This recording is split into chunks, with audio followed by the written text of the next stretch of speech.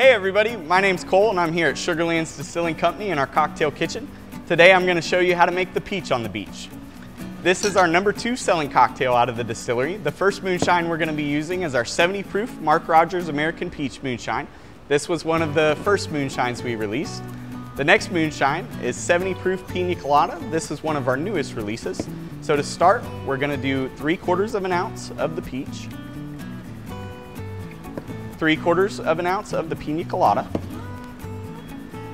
Mark Rogers is one of our moonshiner legends. He's on the Moonshiner TV show. We partner with 5 of those guys and Patty from the show.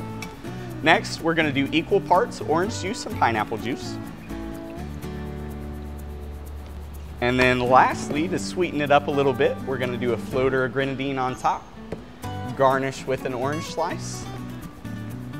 Make sure to stir that up before you drink it. Come visit us at our Gatlinburg distillery and try one for yourself. Sips up.